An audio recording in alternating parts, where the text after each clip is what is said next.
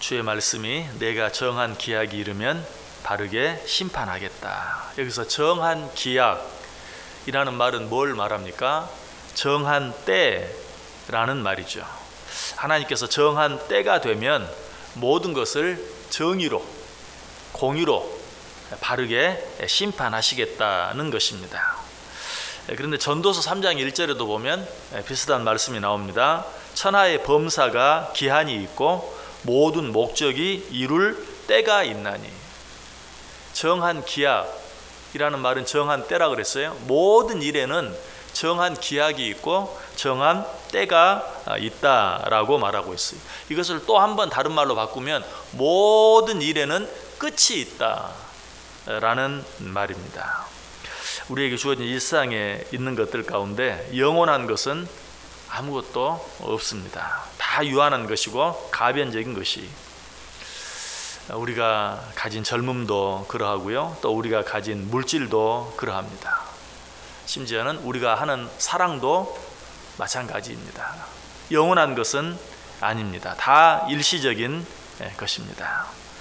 그런데도 불구하고 우리 어리석은 인간들은 이런 것들이 마치 영원한 것처럼 믿고 살아갈 때가 너무 많아요. 지금 내가 가지고 있는 물질이 결코 영원한 것이 아니라는 것 지식적으로는 알죠. 그러면서도 실제로는 그것이 영원히 내 것인 것처럼, 말로는 돈은 있다가도 없고 없다가도 있다라고 말하지만 그건 남의 주머니에 있는 돈 얘기고 내 주머니에 있는 돈은 좀 다른 것처럼, 그건 영원히 내 것인 것처럼 그렇게 생각하며 또 그것을 의지하면서 살아갈 때가 많아요. 우리 가운데 우리에게 원치 않는 늙음이 찾아온다는 사실을 지식적으로 모르는 사람은 아무도 없어요. 그러나 젊었을 때는 마치 그 일이 나와는 상관이 없는 것처럼 살아가는 사람들이 참 많죠. 요즘 어떤 TV 광고를 보니까 나는 오늘 미래의 나에게 배웠다. 나는 오늘 미래의 나를 도왔다. 이 노인들을 더 사랑하고 공경하자는 그런 의미에서 나온 그런 광고예요. 미래의 나, 누구죠? 노인. 그 바로 미래의 나의 모습. 그래서 나는 오늘 미래의 나에게 배웠다. 미래의 나를 도왔다라는 그런 광고를 본 적이 있습니다. 이 말은 결국 무엇입니까? 언젠가 나에게, 내가 아무리 지금 젊다 하더라도 원치 않는 늙음이 찾아올 수밖에 없다라는 사실을 분명하게 가르쳐주고 있죠. 또 우리가 지식적으로는 내일 일을 알지 못한다 하는 사실을 분명히 알아요. 그러면서도 실제 삶에 있어서는 마치 내일 일을 알 수 있는 것처럼 자신을 기만하며 살아갈 때가 얼마나 많은지 모릅니다. 우리가 가진 일상에 있는 모든 것 가운데 영원한 것은 아무것도 없다. 그럼에도 우리는 그런 것들이 영원한 것처럼 착각하며 살아갈 때가 많이 있다. 일상에 있는 것들이 참 영원하면 얼마나 좋겠어요. 그러나 그건 우리 생각입니다. 이 세상에 있는 모든 것들이 영원하다면 이 세상은 금방 아수라장이 되고 말 것이. 그래서 하나님께서는 이 세상에 있는 모든 것들을 정한 기약이 있는 것으로, 즉 끝이 있는 유한한 것들로 만들어 놓으셨어요. 자, 그렇다면 이 세상에 있는 모든 것이 유한하고 이 세상에 있는 모든 것이 끝이 있다면 우리는 어떻게 살아야 되는가? 언젠가는 끝이 올 텐데 그저 되는 대로 살면 되지, 그렇게 체념하고 살아야 합니까? 아니, 모든 것들이 유한하지만, 모든 것들이 지나가지만, 모든 것들이 변하지만 우리가 한 가지 분명히 알아야 될 게 있어요. 지혜의 사람 솔로몬이 전도 3장 11절을 통해서 우리에게 가르쳐 주신 사실, 하나님이 모든 것을 지으시되 때를 따라 아름답게 하셨다. 다 변해요. 다 지나가요. 이랬다 저랬다 해요. 언젠가는 끝이 나요. 그러나 그런 모든 일들 속에 우리 하나님께서 때를 따라 아름답게 하시는 그러한 섭리를 그 속에 숨겨 놓으셨다라는 것이, 우리는 세상을 살면서 어떤 것은 좋은 일, 또 어떤 것은 나쁜 일, 이렇게 구분하기를 좋아합니다. 그래서 오늘 좋은 일이 있었다, 나쁜 일이 있었다, 이렇게 구분하려고 해요. 또 어떤 일은 기쁜 일, 어떤 일은 슬픈 일, 또 이렇게 나누기를 좋아하기도 합니다. 그러나 사실 이 세상에 그 자체로 항상 좋고 그 자체로 항상 나쁜 일, 그 자체로 항상 기쁘고 그 자체로 항상 슬픈 일, 이런 일은 없어요. 어떤 똑같은 일이 어쩔 때는 기쁜 일이 되기도 하고 어쩔 때는 슬픈 일이 되기도 해요. 똑같은 일이 어쩔 때는 좋은 일이 되기도 하고 어쩔 때는 나쁜 일이 되기도 해요. 자, 우리는 웃는 것, 이거 좋은 일로 생각하죠. 그러나 기쁜 일이 있을 때는 웃는 것이 좋지만 수상집에 가서 웃으면 그거는 나쁜 것이. 죽음도 마찬가지. 우리는 어떤 죽음 앞에서는 한없이 애석해하고 슬퍼하지만 어쩔 때는 호상이라고 말하면서 스스로 자유하기도 해요. 똑같은 것이라도 죽음은 똑같지만 그러나 상황에 따라서 그 의미가 조금 다르기도 해요. 심지어는 건강도 그렇습니다. 건강이야말로 항상 좋은 것이 아닌가 그렇게 생각할지 모르지만 건강함으로 인하여 건강의 한 것에 대한 기쁨, 어떤 감사 이런 것들을 전혀 느끼지 못하고 살아가고 그로 인해서 오히려 죄를 짓는다면 건강 자체가 좋은 것은 아니. 그 사람이 오히려 좀 덜 건강했더라면 오히려 좀 겸손하고 그로 인해서 죄도 덜 짓고 살 수 있었을 텐데 그런 일도 우리 가운데 얼마든지 있어요. 이처럼 일상에 그것 자체로 좋고 그것 자체로 나쁜, 항상 좋고 항상 나쁜 그런 일은 없다라는 것이. 그러므로 우리는 무엇이 옳은 일이고 무엇이 그른 일인가, 무엇이 좋은 일이고 무엇이 나쁜 일인가를 생각하기 전에 내가 지금 이 시간에 무엇을 어떻게 해야 할 것인가 하는 것을 생각하며 사는 것이 맞다는 것이. 예수님도 그렇게 사셨어요. 요한복음 7장에 보면 예수님의 형제들은 예수님에게 유대로 올라가라고 말하죠.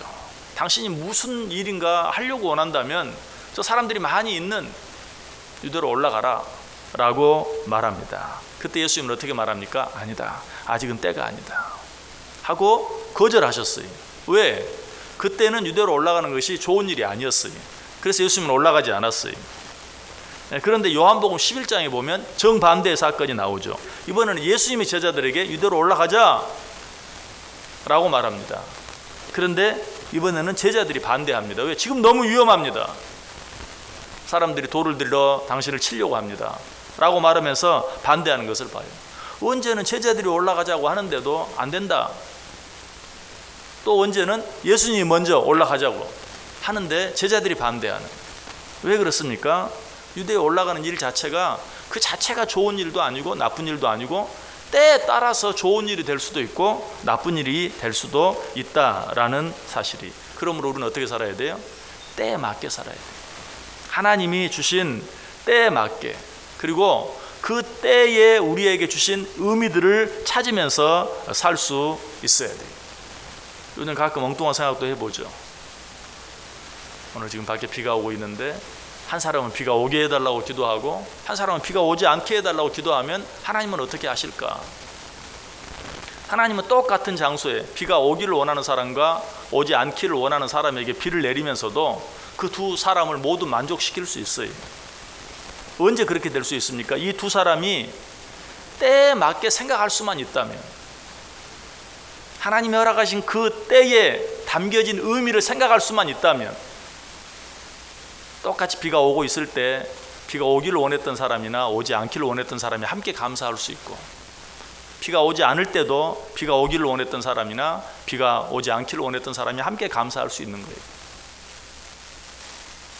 그러므로 우리는 모든 일들을 행할 때 때에 맞게, 그리고 때를 따라서 그 일 속에 감추어진 하나님의 섭리의 뜻을 생각하면서 살아갈 수 있어야 한다. 자, 우리 많은 수가 모이지 않았지만 우리는 어때요? 다 저마다 다른 소원들을 가지고 있습니다. 또 우리의 처지도 다 다릅니다. 그 안에서 우리는 서로 부딪히면서 살아가고 있어요. 자, 이 속에서 어떻게 우리 모두가 다 같이 기뻐하면서 다 같이 행복하게 살아갈 수 있을까요? 각자에게 주어진 상황 속에서, 각자에게 주어진 때 속에서 하나님의 섭리를 찾고 하나님의 뜻을 찾으며 살아갈 때만 우리는 모두 함께 행복할 수 있는 것이, 좀 부유한 자는 부유한 상황 가운데서 하나님이 왜 내게 이런 것들을 허락하셨는가, 내가 이런 것들을 어떻게 누리며 살아야 되는가를 생각하며 살고, 좀 가난한 사람은 가난한 가운데 하나님이 왜 나에게 이런 가난함을 허락하셨을까, 그 속에서 하나님의 뜻을 찾고 살아갈 때 우리는 함께 행복할 수 있어요. 다 같이 부유할 수도 없고, 다 같이 가난할 수도 없고, 다 같이 건강할 수도 없고, 다 같이 병약할 수도 없어요. 각자에게 주어진 상황과 환경 속에서 하나님이 감추어 놓으신, 때를 따라 모든 것을 아름답게 하신 하나님의 뜻을 생각하며 살아야 한다. 방금 불렀던 찬송, 우리 아침에 불렀던 찬송에도 보면 1절에는 가사가 어떻습니까? 고요한 바다로 저 천국 향할 때 주 내게 순풍 주시니 참 감사합니다. 이거 감사할 일이죠. 하나님이 순풍을 주셔서 가게 하시면 감사해요. 당연히 감사하죠. 2절은 어떻게 되어 있습니까? 큰 물결 일어나 나 쉬지 못하나 이 풍랑으로 인하여 더 빨리 갑니다. 이번에는 어때? 풍랑이 일어났어요. 그러면 당연히 불평해야 되겠죠. 그러나 어떻게 말하고 있습니까? 이 풍랑으로 인하여 더 빨리 갑니다. 여러분, 이게 이렇기도 하고 저렇기도 한 일상을 살아가는 우리의 지혜고 믿음이, 오늘 순풍 주셔서 너무 감사합니다. 그 풍랑이 일 때는 이 풍랑으로 인하여 내가 빨리 갑니다. 이렇게 사는 자만이 비로소 어때요? 항상 기뻐하고 항상 감사할 수 있는 것이. 또 찬송 543장에도 보면 3절에 보면 밝을 때 노래와 어두울 때 기도로. 밝을 때는 하나님 앞에 감사하면서 찬송하는 거예요. 어두울 때는 어때요? 그 어둠으로 인하여 하나님 앞에 한 걸음 더 가까이 나아가서 기도하는 거예요. 우리가 그렇게 할 수만 있다면 우리에게 주어진 일, 우리 앞에 놓여진 일이 어떤 일이든지 비로소 어때요? 합력하여 선을 이루게 되는 것이. 믿으십니까? 오늘 하루 이런 삶이 우리 속에 있길 원해요. 여러분 가운데 순풍이 봅니까? 내게 순풍 주셔서 감사합니다.